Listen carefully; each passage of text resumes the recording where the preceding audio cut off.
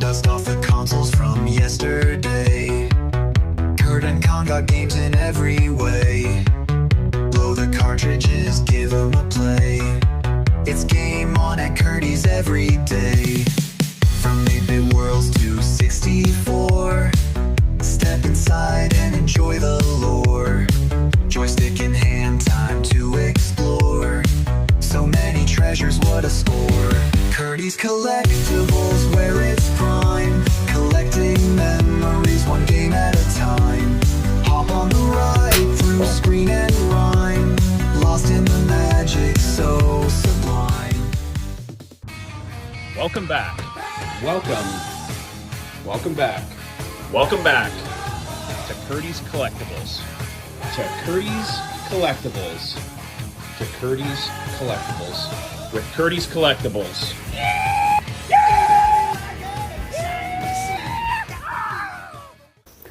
Welcome back to Curty's Collectibles. I'm Kurt. And I'm Con. And today we're going to talk about a little bit of where we've started, where we've went, and where we're going to go.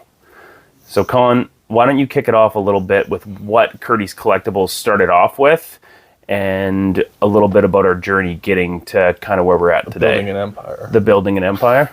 Yeah. Curty's International, Con. Curty's worldwide. Curty's worldwide. I love it. So we started off by Kurt calling me up, telling me about this fun little hobby he had about going to garage sales and buying video games. It was supposed to be part-time. That's it. Just like, hey, Con, let's hang out a couple weekends and go dig for some video games at garage sales. So I said, bring $100, we'll go to some garage sales. And we went to so many garage sales over quite a few weekends one summer. And Do you remember when we sat in the Tim Hortons? What we'd do is we'd get a list of all the garage sales in the area, go to the Tim Hortons, have breakfast, literally used to draw up a route that was most effective to try and hit as many garage sales as we could. as early as possible. Yeah. I remember when we used to go to and we tried to film some garage sale videos and people get upset with us when we would try to bring cameras. People did not want us filming their garage sales. No, we need to get like sneaky cameras or something. Exactly, hidden cameras. But so we started out going to garage sales, buying cameras, dolls, coins, cards, you name it, and trying to sell them online. But the whole goal, the whole intent of this was to find video games. That was the draw. That was the white whale we were chasing. Yeah, and we found like a couple little things, like some Left 4 Deads and... Remember when we found our first video games? Oh, it was exciting. Left 4 Dead. Yeah, it was Left 4 Dead and Bratz Diamonds for the PlayStation 2. Oh, and there was that Xbox racing game. Yeah, Xbox racing game, those Santa playing cards. A Pez dispenser. Yeah, and that's kind of what started up our eBay, was trying to, sell through that stuff. And then what kind of happened from there after that? From there, we found Whatnot. Yep. And we started doing live auctions. Yeah, we followed Chase After the Right Price and watched a lot of what they were doing to start, and learned a lot from the platform, just getting on there and watching it. And man, we fumbled through Whatnot. We absolutely fumbled through Whatnot. We had streams that there was no audio because we were trying to do like cameras and split screens and us playing video games while we're trying to sell stuff, and just way more than actually needed to happen. And we had an entire stream one time where there was absolutely no audio, and we still managed to sell absolutely everything. Absolutely. And we got a little bit ahead of ourselves. Because after garage sales, finding video games, we got the bug for video games. And we started looking on Facebook and Marketplace and online, finding people who were selling stuff. We started buying stuff. And then we started to actually amass a video game inventory. Yeah, and that was the biggest way that we really started to get some volume was, reaching out to people on Facebook Marketplace, getting known in the local community. There was a lot of people that used to just beat us to postings on Facebook Marketplace. And, instead of trying to just be faster and beat them, we just befriended them. So we would welcome them in, try and make like a wholesale connection where, this X person wouldn't want to sell online on eBay, but he'd be willing to sell to us. So, we'd, instead of trying to just absolutely beat everybody, you bring them on the team, piece it up at a bit of a percentage so everybody gets to make some money and it wins for everybody. 100% of the time. And from there, we managed to get really cool things. Like we made posts on pages across Canada, and we had people reach out with complete N64 collections. Go ahead. Well, I was going to say, Complete N64 collections, almost complete SNES collections. Those are things we closed on. Even the things that we got the opportunity on that we didn't even get to buy because of how expensive they were. We realized we are very small fish in a lot of different opportunities. Like someone reached out to us saying they had $1 million collection out in Ontario, and here we are just starting. And obviously that's just a little bit outside of our scope.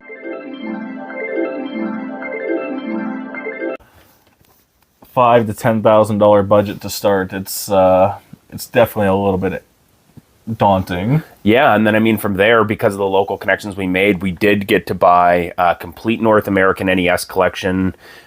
Pretty well. Besides, why is that name of the game escaping me? Stadium Events. Yeah. Everything besides Stadium Events. Lots of the heavy hitters like Little Samson, Panic Restaurant, all CIB. That was really cool. An almost complete Super Nintendo set we bought here locally. Yeah, and that was what really kicked us off was the Super Nintendo.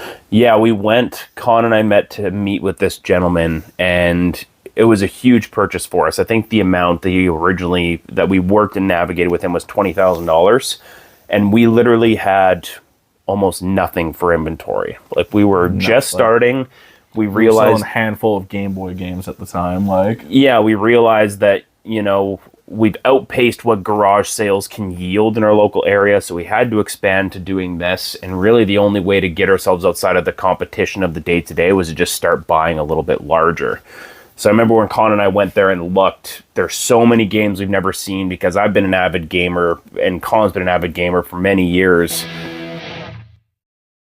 But there's so much high-end stuff for these systems that you would never even think of. I've never even heard of, Yeah, and I remember that conversation we had to have with each other where it's like, hey, Con, we're going to do this.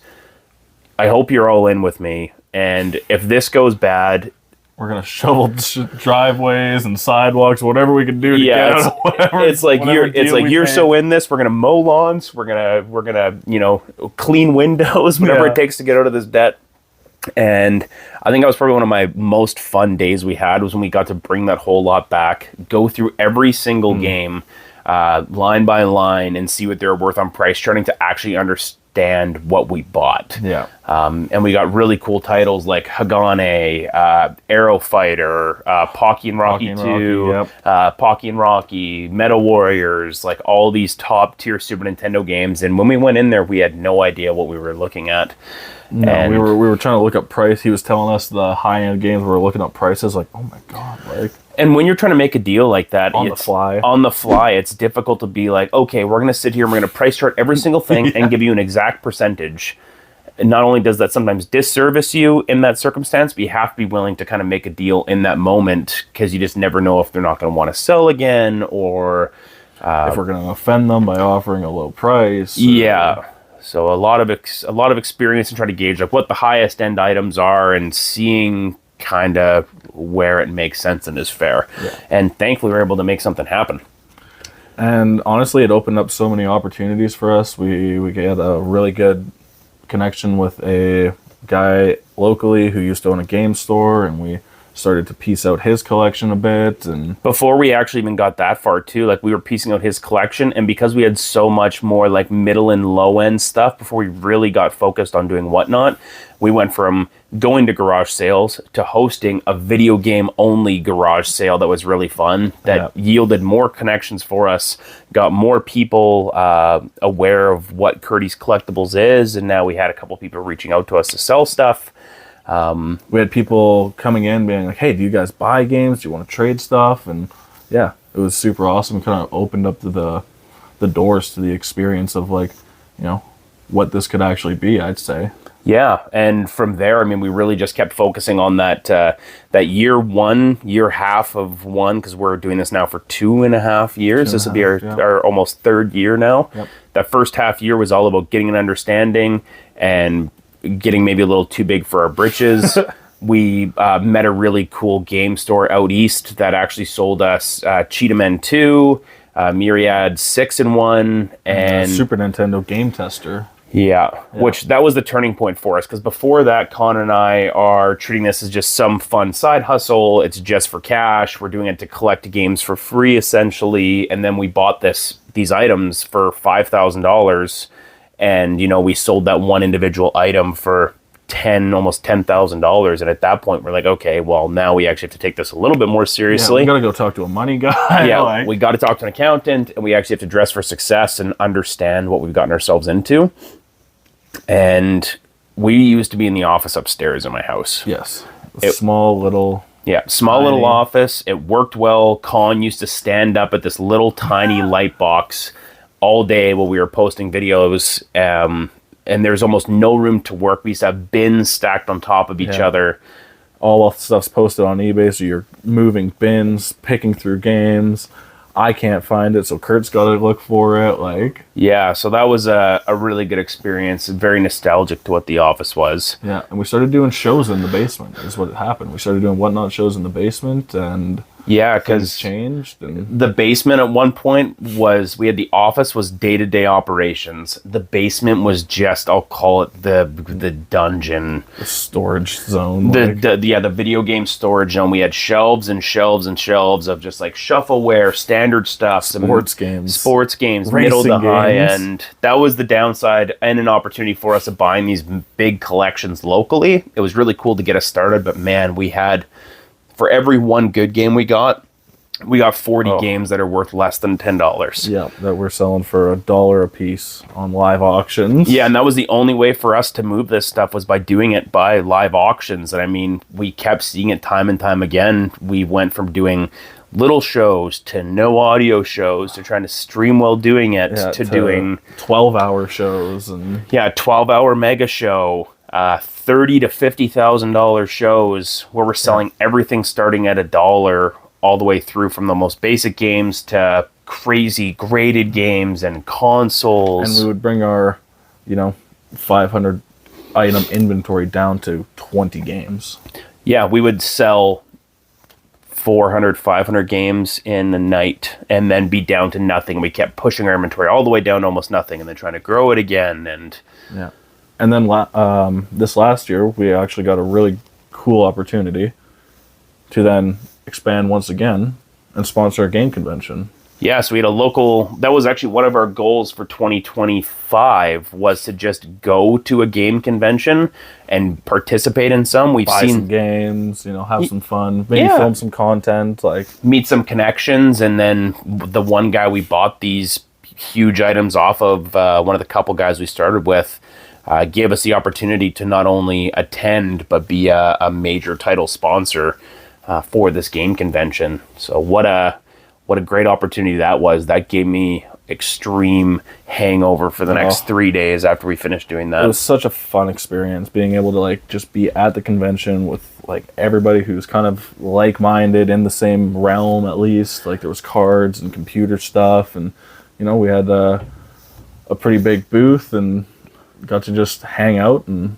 sell games to people, make deals, buy games, and like I say, it was just like you say, the hangover feeling was real. Yeah, it's man, I don't want to go back to my full-time job. I want to find a way to make Curty's Collectibles full-time. It's how do we do that at some point in our lives? It's grown so much more than just only collecting things. Now we're starting to get a 1-year vision, a 5-year vision, but back to that game convention, it was just a way to hang out with a bunch of really great like-minded people, have a wicked time.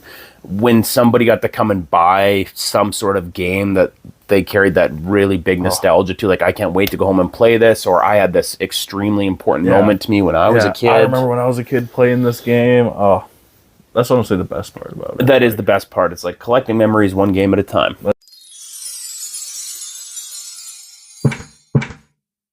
That's our motto. Yeah, that's literally what we do. Yeah. It is the most exciting part of what we do, and it's so cool to see these things that we didn't even know existed when we were of this era of video games. Well, exactly.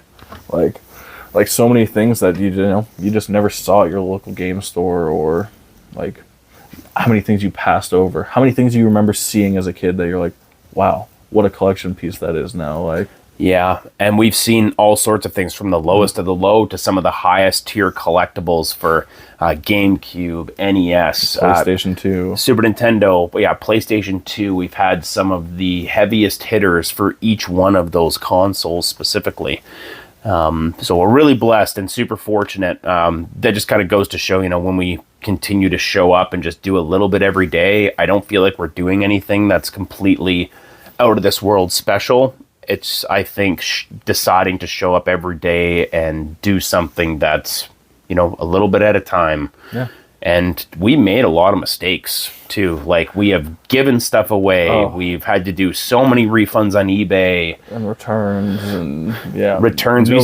No tracking shipping that we just didn't even think about, and how many of those came back. And it's just so many things we've learned, and which now kind of presses the stage for where we're going. These past couple of years for us has been all about learning and building and putting the systems in place to make this machine work a little bit smoother and more profitable, and in turn more fun. I mean, that's the biggest reason why we do this. We don't do this just because it's like, hey, we can make some money. It's like, get to hang out with one of my best friends. We get to play with video games. We get to see the coolest stuff. Like, yeah, I used to mow grass and had a participation in a landscaping company, and that was a really good experience, and I learned a lot from it. But I can tell you, I had a lot more fun collecting and selling video games than I did having to go move trees. Like, I learned a lot from that, and it was a great experience, but this is much more aligned with my style. Well, exactly. And it's home, it's close to family, and yeah. And like you say, landscaping's great, but it's like, you don't get to, when you mow a lawn, it's not the same as selling somebody a Super Mario World in box that they, haven't seen since they were 5 years old, like when they were growing up in the 90s. Like, yeah, 100%. And this is also a pretty wild one. Super Mario World, if you didn't know, or if you did know, very uncommon to have in the box because it was packaged with mostly the systems, so very uncommon to have the box for this one. I think that's like $800 to $1,200 CIB. CIB stands for complete in box version of Super Mario World, so really cool. One of my favorite collection pieces. Yeah, going from there, so we've talked about the game convention, we've talked about starting with garage sales and how we got on whatnot, and now we ran out of space in the office upstairs. Yeah. We needed to expand and build some better systems. So from there, we renovated my basement in my house, redid everything, got a bunch of shelving and tables and just operational stuff that just helps us succeed, like a bigger light box. Yeah, and everything with this, when you're doing volume, like I think at this time right now, we have about 1,700 items posted on eBay.